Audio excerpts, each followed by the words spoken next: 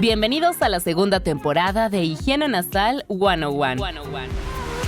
El podcast donde el Dr. Sainz y nuestros invitados especiales hablarán sobre la importancia de una buena salud nasal en los más pequeños y cómo prevenir enfermedades.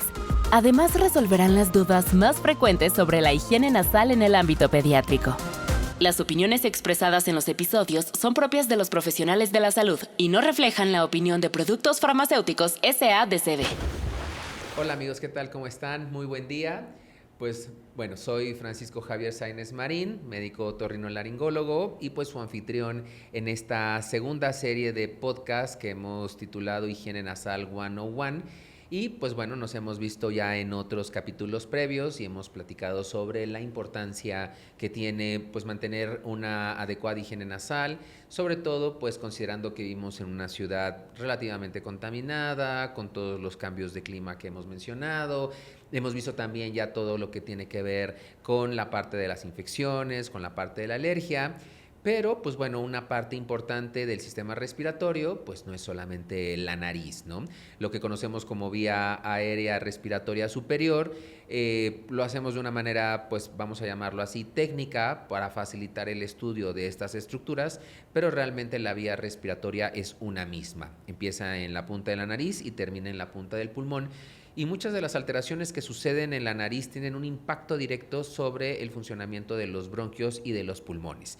Y para platicar al respecto de todos estos temas que seguramente aquejan a muchos papás, a muchas mamás que tienen dudas cuando el niño se empieza a complicar con problemas respiratorios de este tipo, tenemos a una gran amiga mía, que es la doctora Carmen Cano Salas. La doctora Carmen Cano es médico pediatra con especialidad en neumología pediátrica. Ella particularmente está en la subdirección de enseñanza del Instituto Nacional de Enfermedades Respiratorias aquí en la Ciudad de México y además, bueno, si tienen el deseo de contactarla, ella tiene su consulta privada en el Hospital Médica Sur. Carmen, buenas tardes, bienvenida. Es un gusto tenerte aquí con nosotros. Y pues bueno, queríamos ver desde tu perspectiva como neumóloga, ¿qué tanto afectan los problemas respiratorios nasales a la función del pulmón, del bronquio y de todas estas estructuras? Bueno, pues muchas gracias por la invitación. Gracias a ti. Gracias, Paco. Y pues bueno, lo dijiste muy bien, la vía respiratoria es una sola y pues todo lo que entra por la nariz finalmente va a llegar hacia los pulmones, ¿no? Entonces es súper importante que la nariz siempre esté despejada, que esté limpia, porque es nuestro filtro principal. Entonces es nuestro principal mecanismo de defensa para todo lo que inhalamos y que finalmente pues va a llegar hacia la vía respiratoria inferior y que pues debemos de tener el aire lo más pues purificado que se pueda, más libre de partículas por lo menos grandes, lo mejor filtrado que se pueda.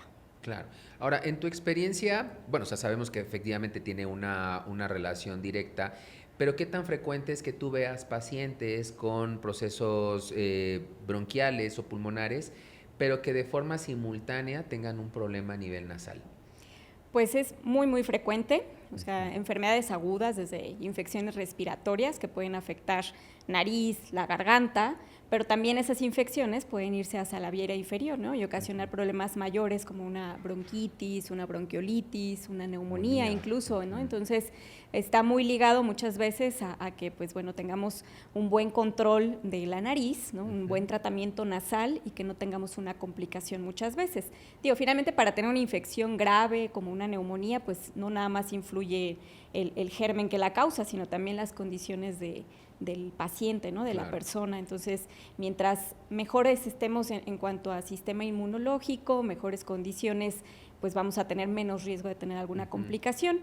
Y hay otras enfermedades, no nada más las agudas como las infecciones, sino también las crónicas, y una de ellas es el asma.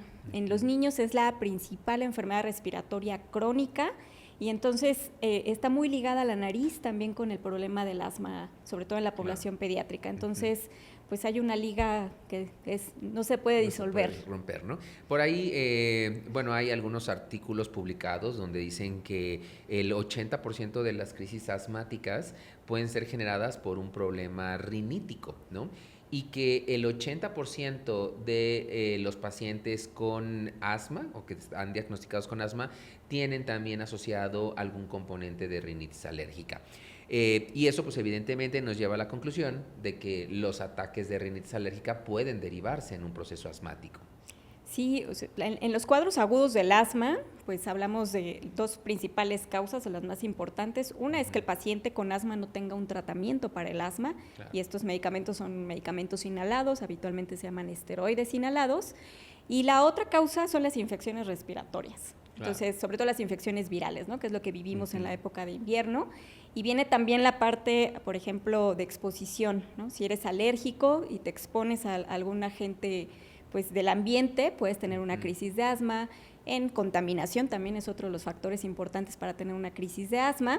Entonces, mientras mejor estés de la nariz y del asma, pues menos vas a tener riesgo de tener una crisis como tal. Entonces, sí es muy importante esta asociación, ¿no? Y que, pues como bien decías, ¿no? O sea, entre el 50-80% de los niños con asma tienen rinitis, pero también de los niños de rinitis, entre el 20 y 40% pueden tener asma. Entonces, son enfermedades muy, muy asociadas y que pues muchas veces en la infancia vemos las dos enfermedades como en el transcurso de 2 años, en la mayoría de los estudios nos dicen, ¿no? Que pueden desarrollarse las dos enfermedades. Entonces, de ahí de identificar y tratar desde edades tempranas y etapas tempranas a la nariz y también al problema del asma.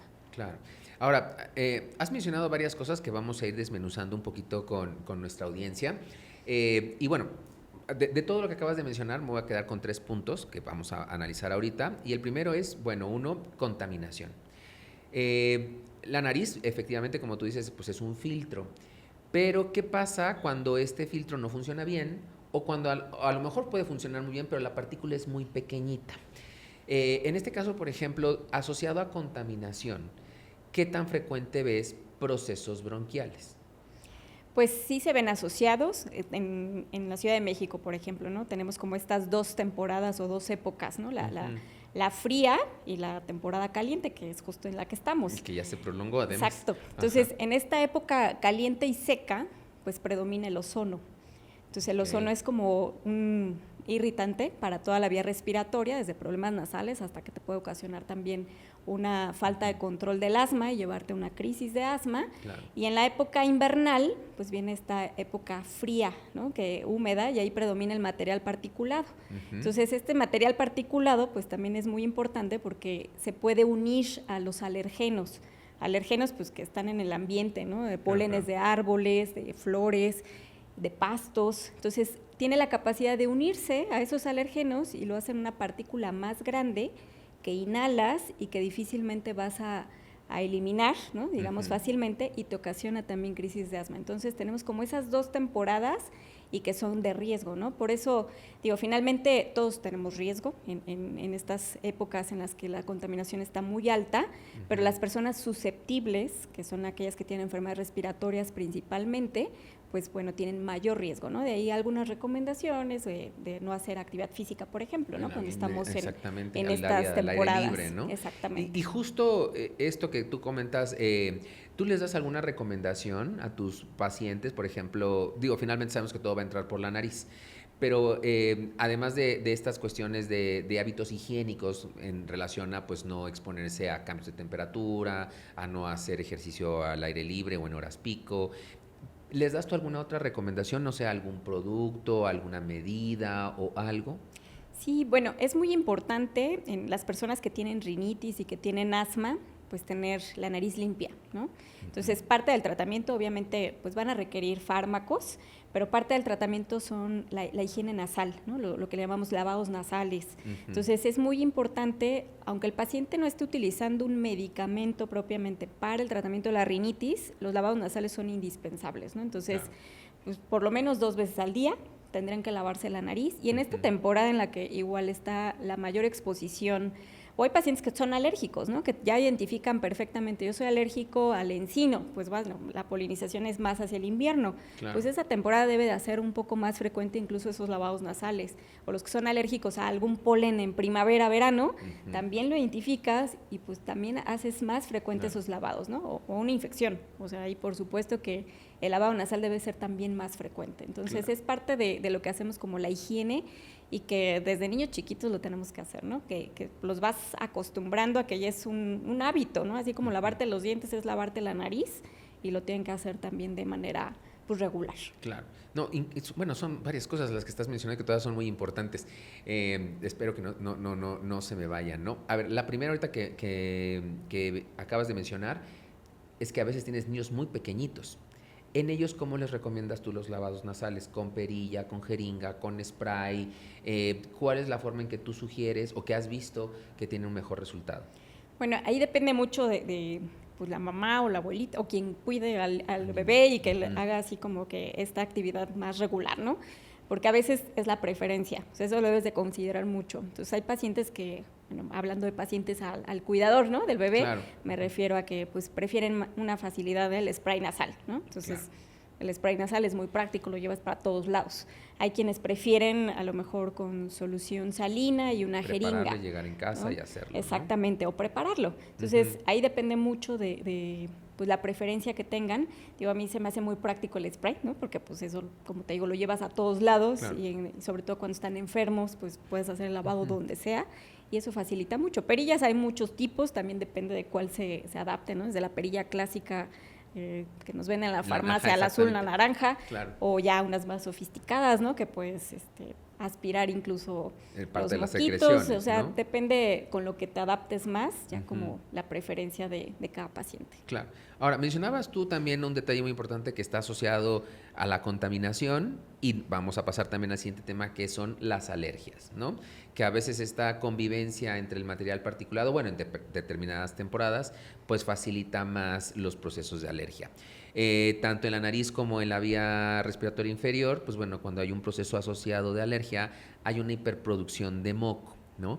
En estos casos, bueno, en el caso particular de la nariz, pues bueno, las irrigaciones nos ayudan a eliminar ese exceso de moco, a que en un momento dado, dependiendo del tipo de solución que utilicen, si es una solución isotónica o una hipertónica, que favorezca la descongestión de esa nariz, aunque sabemos que pues la parte del esteroide es muy importante, y justo el hecho de aplicar un lavado nasal permite que medicamentos tópicos como los esteroides puedan funcionar mejor. En el caso, por ejemplo, de un paciente con asma, hablando específicamente de los lavados nasales, ¿tienen algún beneficio o cuál es el beneficio que tiene un paciente con asma? Bueno, como vemos esa comunicación de nariz y bronquios, es muy importante porque el moco, pues no solamente pues lo podemos sacar, ¿no? O sea, no solamente lo vemos escurrir, sino el moco también tiene esta capacidad de irse hacia la garganta, esta descarga retronasal que le llamamos. Entonces, ese moco se puede ir fácilmente hacia la vía inferior. Entonces, si tú tienes moco abundante, pues lo que vas a hacer es que también hagas que el moco se vaya hacia los bronquios y eso ocasionar también pues un descontrol del asma. Entonces, si tú tienes, o te puede ocasionar tos, ¿no? Claro, o sea que eso es súper frecuente. Entonces dices, mi niño con asma tiene tos, ¿no? Pero a veces no es la tos porque los bronquios estén mal, sino es porque el moco está ahí presente. Claro. Entonces, si tú no limpias la nariz, no identificas también esa diferencia.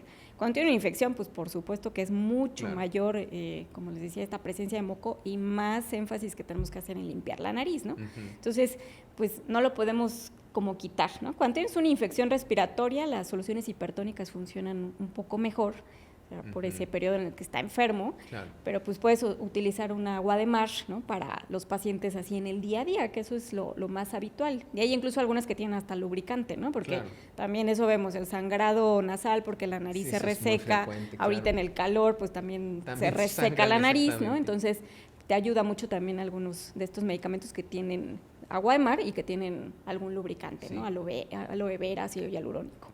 Fíjate que ahorita que tú mencionabas como una causa de tos crónica y en el caso, por ejemplo, de un paciente asmático, de un paciente rinítico, donde hay algún factor que lo predispone a un proceso inflamatorio prolongado, dentro de las causas de tos crónica, bueno, por supuesto se menciona el asma, otro se menciona que puede ser el reflujo faringolaringio, pero otra muy importante que acabas de mencionar y que muchas veces lo vemos en la consulta, que llega el paciente que ya le dieron a lo mejor un expectorante, que además lejos de ayudarle a quitar la tos, se le va a empeorar. Sí, no empeorar, pero se la va a incrementar más, ¿no? Pero una de las causas de tos crónica es precisamente ese goteo postnasal, que es crónico en el paciente, que puede ser generado por un proceso irritativo prolongado, como puede ser el de un paciente alérgico, o bien por una sinusitis crónica maltratada y constantemente el paciente está pasando moco, ¿no? Entonces, tú seguramente lo debes de ver también muy frecuentemente con tus niños, que a lo mejor te lo traen nada más por tos, ¿no? Y donde pues ya trae toda la receta de antibióticos y de medicamentos para la tos, que yo siempre les digo, o sea, todos los medicamentos son buenos cuando están indicados de forma correcta. Incluso ese expectorante puede en otro paciente estar bien indicado, ¿no? Pero aquí muchas veces lo importante es mantener un aseo de la nariz. Y el aseo a veces no es nada más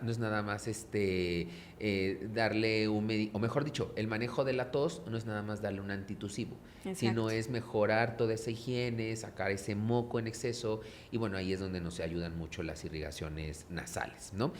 Y ahora, el otro tema que también va muy ligado son precisamente las infecciones, ¿no? Yo les comento a los pacientes que una infección, más allá del tratamiento antibiótico que se les administra, muchas veces lo que queda es el proceso inflamatorio. Sí. Y ese proceso inflamatorio te va a estar dando tos y también te va a estar dando moqueo, ¿no? O sea, hay pacientes que dicen, no, doctor, ya me terminé el ciclo con el antibiótico y no se me quita la tos. ¿Tú cómo manejas esos pacientes? Bueno, eso que dijiste es muy importante, ¿no? Sobre todo, digo, no nada más en bacterias, sino ahora en virus. Lo hemos visto muchísimo, esta tos postinfecciosa que le llamamos. O sea, el SARS-CoV-2, de hecho, vino a cambiarnos el manejo de la tos para muchas cosas, ¿no? Exactamente. Entonces, la tos se vuelve a veces crónica, ¿no? Después de una infección que dices, bueno, fue una gripa, ¿y por qué persisto con tos, no? Mi niño tiene tos crónica, es la que dura más de 2 semanas. Sí. Entonces, pues a esos pacientes precisamente tienes que identificar, ¿no? O sea, si digo, hay algunos que tendrán factores de riesgo. Entonces, a lo mejor ya es el paciente que sí tiene antecedentes de alergia en la familia o que ya tuvo dermatitis atópica, ¿no? Esa piel alérgica, o alergias a alimentos de muy chiquititos. Entonces, a lo mejor sí tiene ahí como ese contexto de alergias, pero puede ser que sea un paciente que solo por la infección y la producción de moco, porque hay virus sobre todo que irritan muchísimo la vía respiratoria y lo que hacen es seguir produciendo moco. Mucho moco. Entonces, si tú no sacas el moco, el paciente va a seguir con tos, ¿no? Claro. Entonces, lo más importante es quites el moco primero. No, y además, algo que hemos mencionado en la plática, o sea, la vía respiratoria es una sola y tiene la misma cubierta.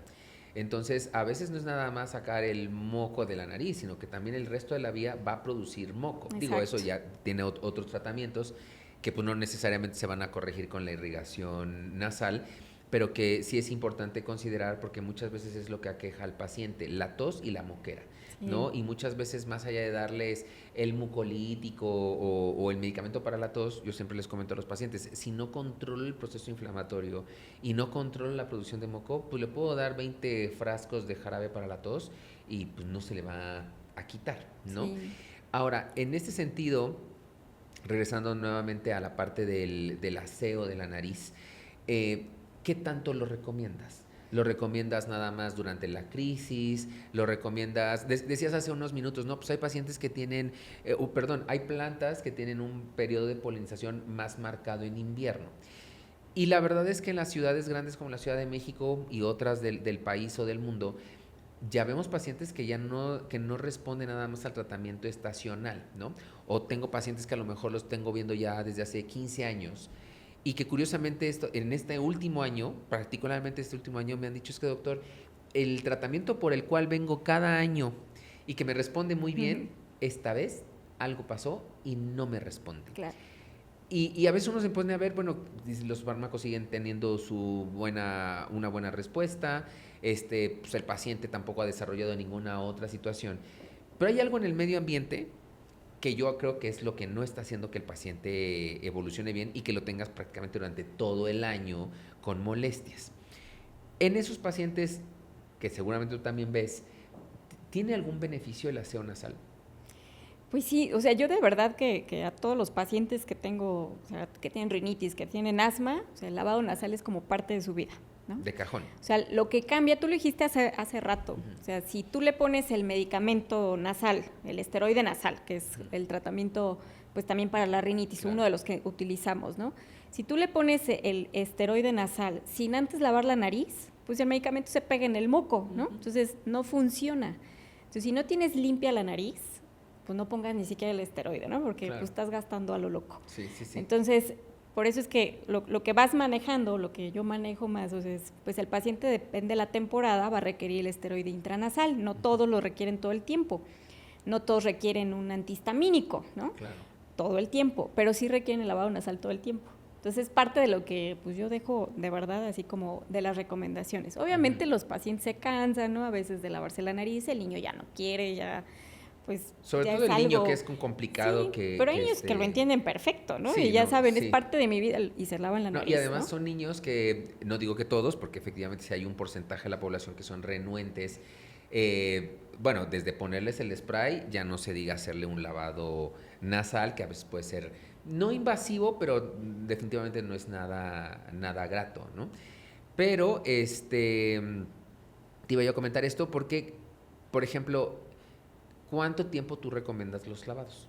Vamos a suponer que llega un paciente, causa asmático, y además trae rinitis alérgica, ok, ya le dices el esteroide, ya le dices el antihistamínico, ahí va.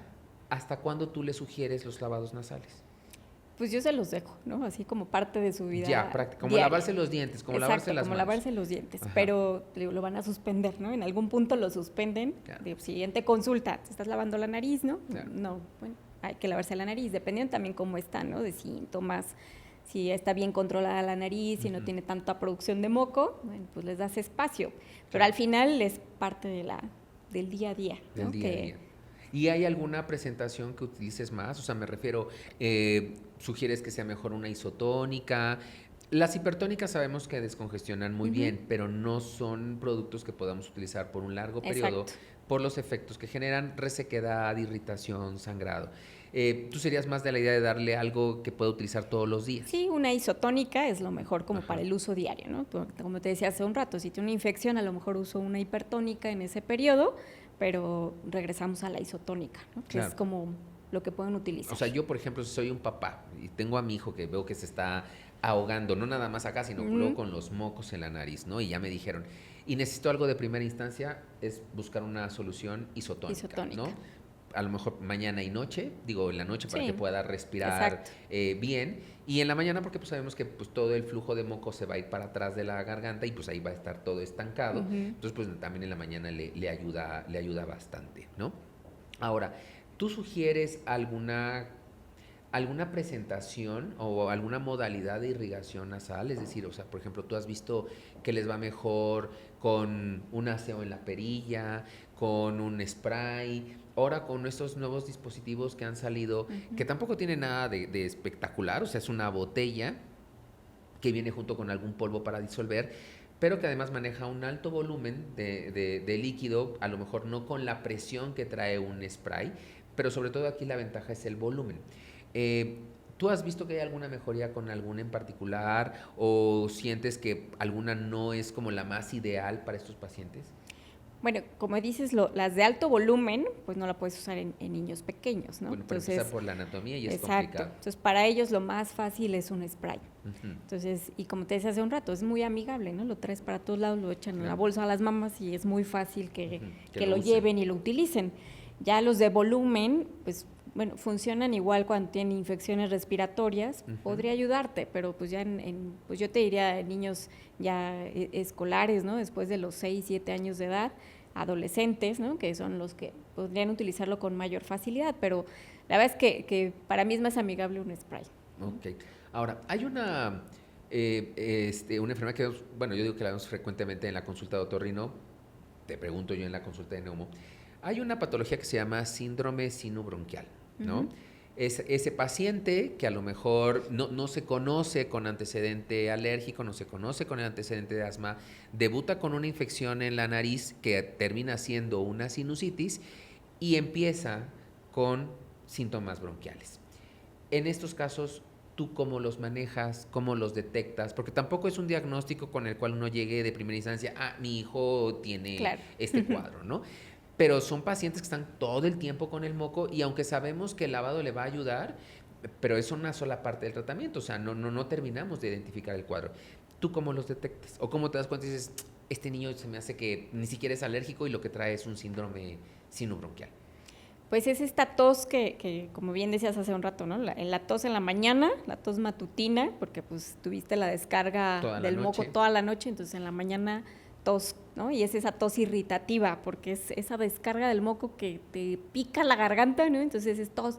Y que no puedes sacar además. Seca, ¿no? Uh-huh. Y es seca. Entonces es como de las partes que pues más identificas para decir, bueno, no es un problema en los bronquios, no es una tos que se esté produciendo porque hay un problema en la vía inferior, sino porque puedes tener esta parte irritativa, ¿no? Y es seca totalmente, ¿no? Es parte de lo que puedes identificar ahí. Ok.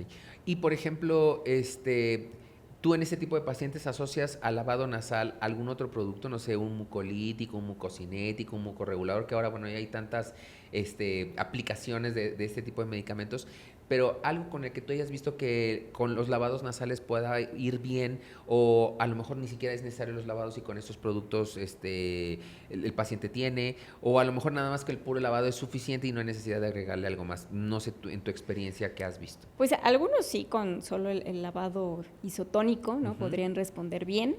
Podrías combinar, ¿no? O sea, con xilitol, por ejemplo, es otro de los que puedes utilizar en esos casos, combinado con el agua de mar. Y pues también funciona muy bien, o sea, ese moco muy espeso, ¿no? Que es lo que tú buscas, así como el moco espeso, tratarlo de hacer un poco más fluido y que salga fácilmente. Ok. Y ahora, por ejemplo, ¿qué paciente tú consideras que a lo mejor... o mejor dicho, reformulando la pregunta, vamos a suponer que el papá o la mamá está en casa, ya le está dando tratamiento y el niño no mejora. ¿En qué momento te lo deben de llevar? Bueno, pues habitualmente, o sea, tú das un tratamiento dependiendo, ¿no? Es algo agudo, por ejemplo, una crisis de asma los veo yo a la semana, ¿no? Una infección respiratoria que después de una semana de tratamiento, que habitualmente es 5 o 7 días lo que dura, el paciente empeora, me refiero a tiene más tos, o no sé de la temperatura, si tiene fiebre, ¿no? No baja la fiebre, pues, o sigue produciendo mucho moco, pues lo tengo que ver, o sea, en ese periodo, ¿no? Pero pues digo, habitualmente, si es una infección respiratoria, pues tú lo esperas que se recupere 5 o 7 días, ¿no? La infección. Exactamente. Okay. Y habrá pacientes que, como hace un rato te decía, ¿no? Si persiste la tos después de 2 semanas de que ya acabó el tratamiento, mejoró en cuanto a las condiciones infecciosas, pues hay que revisarlo, ¿no? Porque seguramente ha persistido con algún problema más. Es decir, por ejemplo, tú sugieres que te lo lleven después de 2 semanas de tener la tos y que no se haya controlado con el tratamiento primario que le mandaron cuando es algo agudo originalmente, ¿no? Exacto. Ahora, ¿tú recomendarías este tipo bueno, ya lo acabas de decir, pero y a lo mejor soy muy enfático, ¿tú recomendarías en estos pacientes que tienen el antecedente de alergia, es decir, el paciente que se conoce con rinitis alérgica, a lo mejor no es asmático, pero ha tenido por ahí un par de crisis donde uno dice, me quedo con la duda si realmente o no fue una crisis de asma, pero de que el paciente trae a lo mejor un estado de hiperreactividad, lo trae? ¿Tú le recomendarías al paciente prácticamente que usara su agua de mar diario? Pues sí, si vemos que parte de la causa de la tos, ¿no? Es también esta hiperproducción de moco, sí tiene que lavarse la nariz, ¿no? Definitivamente. Y así empiezan los pacientes con asma, o sea, no todos van a tener un diagnóstico con la primera crisis, ¿no? O sea, en realidad, pues tú vas buscando esa historia del paciente con asma. En los niños es muy difícil a veces hacer el diagnóstico porque pues es muy clínico, ¿no? Claro. Ya en niños después de los 6 años de edad ya puedes hacer pruebas de función respiratoria como una espirometría, pero en los muy chiquitos pues es muy clínico. Claro, no te Entonces, ayuda, ¿no? Y habitualmente tienes esa historia de que pues el niño tuvo una infección respiratoria y se complicó porque ya tuvo un problema bronquial, ¿no? Y hay pacientes que solamente por infecciones virales van a tener estos cuadros que son muy parecidos a una crisis de asma, y que después algo sucede y no los vuelven a presentar, ¿no? Después de los 6 años de edad, no los vuelven a presentar. Pero tú los ves con ese comportamiento de, pues a lo mejor es asma, ¿no? Y que finalmente la parte nasal tiene mucho impacto en estos pacientes, porque van a persistir con moco, sobre todo es el moco. Ahora, me voy a brincar un poquito. ¿Qué pasa, por ejemplo, con ese niño que a lo mejor es fumador pasivo? O sea, tenemos este niño que pues el papá o la mamá nos lo lleva diciendo que se está ahogando en las noches, que tiene mucha secreción y pues a veces uno le busca al niño y pues bueno, sí, lo ve irritado, sabe que tiene hiperproducción de moco, le da tratamiento y el paciente persiste. Y ya en la historia empiezas a detectar por ahí que hay algo que tú dices, pues ya he tratado todo, pero resulta ser que el paciente es un fumador pasivo. ¿Qué haces en estos casos? ¿Qué recomendación le das a los papás? Bueno, el control ambiental en general es uno de los, digamos, tratamientos no farmacológicos que son base en las enfermedades respiratorias. Entonces, dentro del control ambiental está el tabaquismo. Entonces, antes decíamos, pues bueno, nada más, o mucha gente piensa, ¿no? Nada más porque estoy fumando aquí y tú estás enfrente de mí, pues ahí te hace daño. Pero no, ahora ya sabemos que hay tabaquismo, ese es de primera mano, ahora se llama así, que antes pues este contacto muy directo, ¿no? Pero ahora existe el de segunda mano. El de segunda mano es cuando tú estás enfrente de mí y yo fumo y te expones directamente, pero también existe el de tercera mano. Entonces, ¿qué quiere decir ese de tercera mano? Pues yo estuve fumando aquí en la sala, ¿no? Ya me fui y alguien más llegó. Exacto, y todo lo que pues elimina el cigarro, el humo del cigarro, pues se quedó en la tela de la sala, en las cortinas, en la alfombra, en las paredes, ¿no?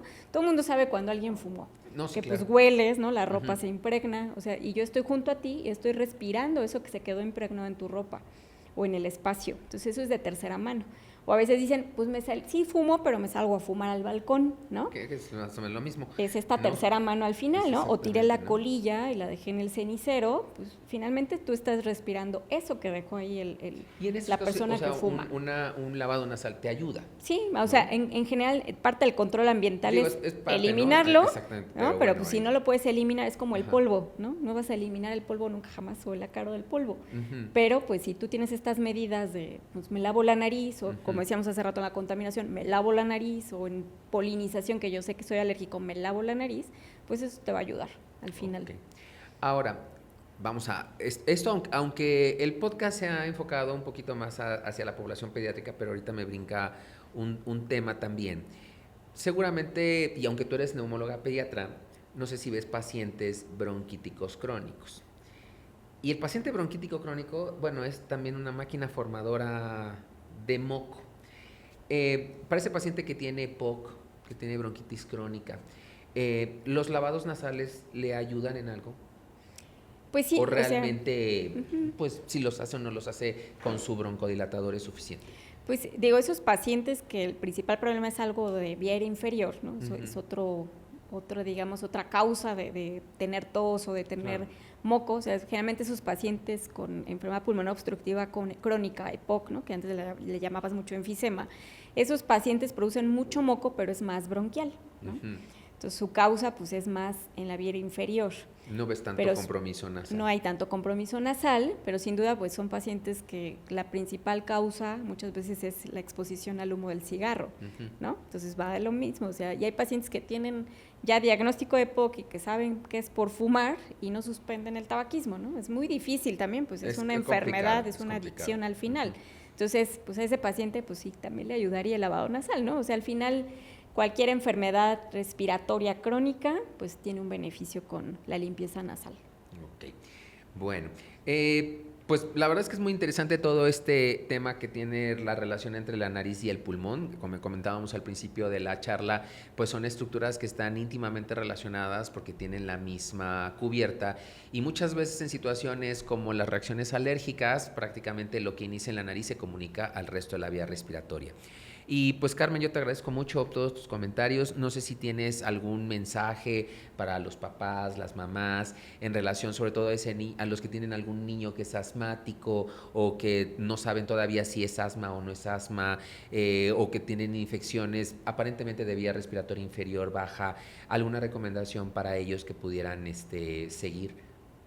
Bueno, pues parte del día a día de todos los pacientes, pues yo les diría, incluso los niños sanos, ¿no? En una ciudad o en un país donde tenemos varias ciudades con altos niveles de contaminación, creo que se vuelve imprescindible tener siempre una nariz limpia, ¿no? Y que puedas tener pues una mejor llegada de material inhalado filtrado, ¿no? Entonces te ayuda mucho la nariz, pero en especial todos los niños que tienen algún problema respiratorio crónico, puede ser el asma, la rinitis alérgica, hay otras enfermedades, ¿no? Los niños prematuros, que ahora también, pues cada vez hay pequeños que, pues gracias a la tecnología, pues sobreviven en etapas más, digamos, prematuras. Son niños que también tienen muchos problemas respiratorios, ¿no? Entonces, ahí también es importante que siempre pues aprendamos a limpiar la nariz de edades tempranas, ¿no? No solamente esperarnos a cuando estén enfermos, sino los acostumbramos a limpiar la nariz. Otra cosa importante es los muy pequeñitos, los menores de 1 año, pues respiran por la nariz principalmente. Entonces, si tienen la nariz obstruida, no son como ya una persona adulta que podemos abrir la boca para poder respirar, ¿no? Entonces, una nariz limpia nos ayuda incluso en el niño sano desde edades tempranas, pero sobre todo en aquellos con susceptibilidad, ¿no? Enfermedades crónicas, pues es parte de lo que hacemos del día a día, ¿no? Y por supuesto, atender a estos pacientes con enfermedades respiratorias crónicas, ¿no? Buscar la atención de su pediatra, hablando de los niños, el pediatra referirá al neumólogo pediatra pues cuando ya una enfermedad, digamos, se sale de su control, porque pues hay que buscar otras cosas que ya vemos los subespecialistas, pero sin duda pues siempre trabajar de la mano con sus médicos y siempre pues externar todas las dudas que tengan en las consultas de seguimiento. Claro. Y pues muchas gracias por la invitación. Al contrario, Carmen, muchísimas gracias. Y bueno, solamente apoyando el comentario de la doctora, recordar que además en situaciones, por ejemplo, como las que hemos estado viviendo estos últimos días, al menos aquí en la Ciudad de México y muy probablemente en otras ciudades, donde tenemos altos niveles de contaminación, todavía hay temporadas de polinización que por el calentamiento global no han finalizado. Hay una serie de situaciones ahí donde los lavados nasales pueden brindarle a sus hijos pues una manera, digamos, sencilla, pues de evitar que esa nariz esté congestionada o que esté en contacto con pólenes que en un momento dado vayan a reactivar algún proceso alérgico en la vía respiratoria inferior, es decir, un asma. Y por supuesto, en este tipo de pacientes, pues siempre buscar la opinión y el apoyo del médico especialista indicado. Y pues bueno, para eso, ¿quién mejor que la doctora Carmen Cano Salas, a quien le agradezco muchísimo que haya estado con nosotros? Les comentaba, ella tiene su práctica privada en el Hospital Médica Sur y además es subdirectora de enseñanza del Instituto Nacional de Enfermedades Respiratorias. Muchas gracias, Carmen. Muchas gracias a ustedes y pues nos vemos en la próxima. Soy el doctor Francisco Javier Sainz Marín, otorrinolaringólogo, y nos vemos en el siguiente capítulo de esta segunda temporada de podcast Higiene Nasal 101. Consulte a su médico y lea las instrucciones de uso. Gotinal MAR Defense. No se use en menores de 3 años de edad. Número de registro Gotinal MAR Defense 1687C2019 SSA. Gotinal MAR Soft. No se use en menores de 3 años de edad. Número de registro en Gotinal MAR Soft 1688C2019 SSA. Clave de autorización 24-33-00201-BED-20-47. Avalado por la Sociedad Mexicana de Otorrinolaringología, de Cirugía de Cabeza y Cuello. Este podcast es patrocinado por Chinoin.